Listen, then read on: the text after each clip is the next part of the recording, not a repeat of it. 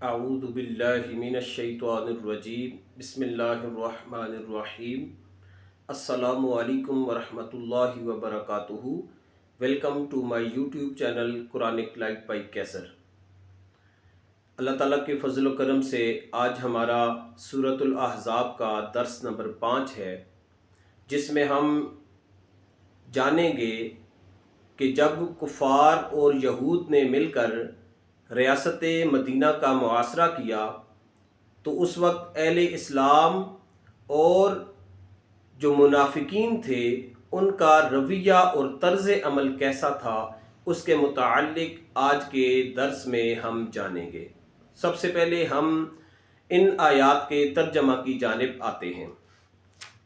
اعوذ باللہ من الشیطان الرجیم، بسم اللہ الرحمن الرحیم۔ اذ جب، اذ کا معنی ہے جب، جاؤکم تم پر آئے۔ یہ کفار کے بارے میں بات کی جا رہی ہے کہ جب کفار تم پر آئے، یعنی ریاست مدینہ پر حملہ کیا، من فوقکم تمہارے اوپر سے، یعنی مشرق کی جانب سے۔ بنی اسد اور بنو غطفان نے 1000 کا لشکر لے کر مدینہ کے بالائی جانب سے یعنی مشرق کی جانب سے حملہ کیا، تو یہاں پر وہ بات بیان کی جا رہی ہے جب کافر تم پر آئے تمہارے اوپر سے، یعنی مشرق کی جانب سے۔ وَمِنْ أَسْفَلَ مِنْكُمْ اور تمہارے نیچے سے۔ فوق اوپر کو کہیں گے اور اسفل نیچے کو کہیں گے، یعنی مغرب کی جانب سے۔ تو مغرب کی جانب سے یہود آئے، بنو قریظہ اور سفیان بن حرب، انہوں نے حملہ کیا۔ اور اس وقت کیفیت کیا تھی اہل ایمان کی؟ وَإِذْ اور جب زاغت الابصار، زاغت کا مطلب ہوتا ہے ٹھٹک کر رہ جانا، حیرت زدہ ہو جانا، ابصار آنکھیں، اور جب ٹھٹک کر رہ گئیں آنکھیں مطلب ہیبت سے، رعب سے، خوف سے حیرت میں آ گئیں، کیونکہ 12,000 کا کثیر لشکر مدینہ پر حملہ آور ہو چکا تھا، تو ہیبت سے، خوف سے آنکھیں ٹھٹک کر رہ گئیں، یعنی حیرت زدہ ہو گئیں۔ وَبَلَغَتْ اور پہنچ گئے، آ گئے، قلوب دل، حناجر گلوں تک، اور دل گلوں تک پہنچ آ گئے، یعنی خوف و اضطراب حد سے بڑھ گیا۔ وَتَظُنُّونَ اور تم گمان کرنے لگے، باللہ اللہ کے بارے میں، ظنونا طرح طرح کے گمان۔ یعنی جو منافقین تھے، جب انہوں نے کفار کا اتنی کثیر تعداد میں لشکر دیکھا تو انہوں نے کہا آج مسلمان صفحہ ہستی سے مٹ جائیں گے۔ اور جو اہل ایمان تھے انہیں اللہ رب العزت کی ذات سے مدد کی امید تھی کہ اللہ تبارک و تعالیٰ کی ذات ہماری ضرور مدد فرمائے گی اور ہمیں ضرور فتح عطا فرمائے گی۔ اللہ رب العزت ارشاد فرماتا ہے ہنالک، یہ وہ جگہ تھی، ابتلی المؤمنون، جہاں مسلمانوں کو پرکھا گیا، ان کی جھانچ ہوئی، ان کے صبر کی، ان کے اخلاص کی، ان کی استقامت کی یہاں پر پرکھ ہوئی، جانچ ہوئی اور ان کو آزمایا گیا۔ یعنی اس کیفیت کے اندر کہ جب خوف ہے، ہیبت ہے، رعب ہے، سردی کا موسم ہے، تعداد نہ ہونے کے برابر ہے، یعنی مسلمانوں کی تعداد صرف 3,000 تھی جبکہ کفار 12,000 کا لشکر تھا، تو اتنی بڑی تعداد کفار کا جو لشکر تھا اسے دیکھ کر مسلمان حیرت زدہ رہ گئے، لیکن انہیں اللہ کی طرف سے امید تھی کہ اللہ کی ذات ان کی ضرور مدد کرے گی اور ان کو ضرور فتح عطا فرمائے گی۔ تو اللہ رب العزت ارشاد فرماتا ہے یہاں پر مومنوں کی جانچ ہوئی، ان کو پرکھا گیا، ان کی آزمائش ہوئی، وَزُلْزِلُوا اور ان کو ہلایا گیا، ان کو جھنجھوڑا گیا، زلزالاً شدیدہ، سخت ہلانا۔ یعنی ان کو جو جھنجھوڑا گیا، ان کو جو ہلایا گیا، سخت طور پر ہلایا گیا، ان کی جو آزمائش تھی بڑی سخت تھی۔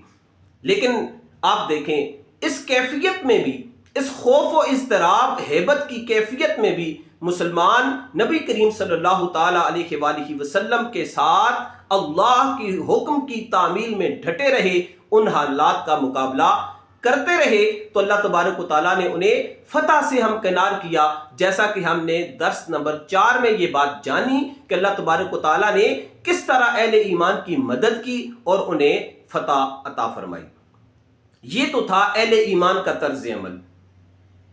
اب منافقین کی جانب آتے ہیں۔ اللہ رب العزت نے ارشاد فرمایا وَإِذْ، اور جب یقولو کہنے لگے منافقون، منافق یاد رکھیں یہ جو منافق تھے یہ در حقیقت کافر تھے، بظاہر انہوں نے کلمہ پڑھ رکھا تھا لیکن در حقیقت یہ کافر ہی تھے۔ تو اللہ رب العزت ارشاد فرماتا ہے وَإِذْ، اور جب یقولو کہنے لگے منافقون، منافق، والذین، اور جن کے فی قلوبہم دلوں میں مرض، روگ تھا، مرض تھا۔ اب وہ کیا کہنے لگے؟ ما وعدنا اللہ، جو اللہ نے وعدہ کیا ہے، وَرَسُولُهُ، اور اس کے رسول نے وعدہ کیا ہے، الا غرورا، یہ تو محض دھوکے کا وعدہ ہے۔ یہ جو بات ہے یہ معتب بن قشیر نے کفار کا لشکر دیکھ کر کہی کہ رسول اللہ صلی اللہ علیہ وآلہ وسلم تو ہمیں کیسر و کسرا، فارس و روم کی فتح کا وعدہ دیتے ہیں، اور ہماری حالت یہ ہے کہ ہم اپنے ڈیرے سے باہر نہیں نکل سکتے، یہ تو محض دھوکے کا وعدہ ہے۔ یعنی جو منافقین تھے انہوں نے اس مشکل وقت میں کیا کیا؟ وسواس پیدا کیے، طرح طرح کی باتیں کی کہ اللہ اور اس کے رسول نے تو ہم سے محض دھوکے کا وعدہ کیا ہے۔ پھر فرمایا وَإِذْ، اور جب قالت کہا، طائفتٌ، ایک گروہ نے، منہم، ان میں سے، یہ منافقین کا گروہ تھا جس نے اہل ایمان سے کہا یا اہل یثرب، اے مدینہ والوں۔ یاد رکھیں یہ جو یثرب ہے یہ منافقین کا مقولہ ہے، جبکہ نبی کریم صلی اللہ تعالی علیہ وآلہ وسلم نے مدینہ طیبہ کو یثرب کہنے سے منع کیا ہے، کیونکہ یثرب کا جو معنی بنتا ہے وہ درست نہیں بنتا۔ نبی پاک صلی اللہ تعالی علیہ وآلہ وسلم جب آپ نے مکہ سے مدینہ ہجرت فرمائی تو وہ مدینہ طیبہ بن گیا، اس لیے آپ نے اسے یثرب کہنے سے منع کیا ہے۔ تو منافقین نے کیا کہا؟ لا مقام لکم، یہاں تمہارے ٹھہرنے کی جگہ نہیں ہے، یعنی تم رسول اللہ صلی اللہ علیہ وآلہ وسلم کے لشکر میں نہ ٹھہرو، بلکہ کیا کرو؟ فرجعوا، تم لوٹ چلو اپنے گھروں کو۔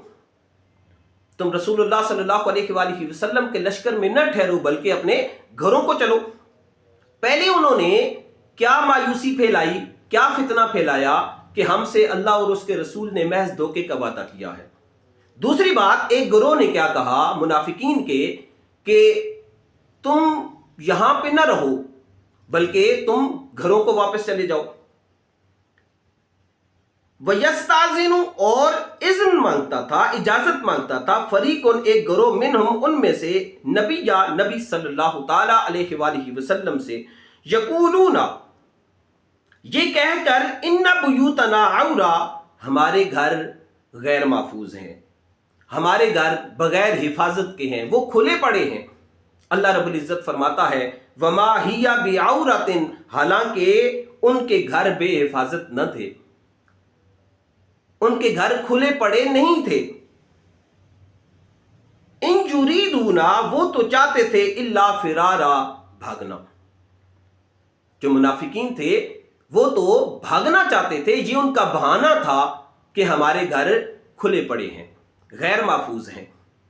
تو ایک جانب اہل ایمان کا طرز عمل تھا کہ انہوں نے خوف کی کیفیت میں، اتنے بڑے لشکر کی موجودگی میں، انہوں نے اللہ کے حکم کی تعمیل میں نبی پاک صلی اللہ علیہ وسلم کی اطاعت کو اختیار کیے رکھا، اور ایک دن نہیں، 2 دن نہیں، پورے 25 دن ان حالات کا مقابلہ کیا، بالآخر اللہ رب العزت نے ان کی مدد کی، آندھی بھیجی اور فرشتے بھیجے جن کے ذریعے اللہ رب العزت نے مسلمانوں کو فتح عطا فرمائی اور کفار کو شکست عطا کی۔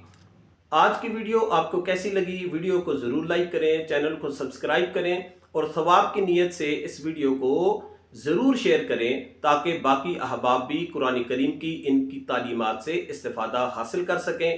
تو اگلے درس تک کے لیے اجازت دیجیے۔ والسلام، پاکستان زندہ باد۔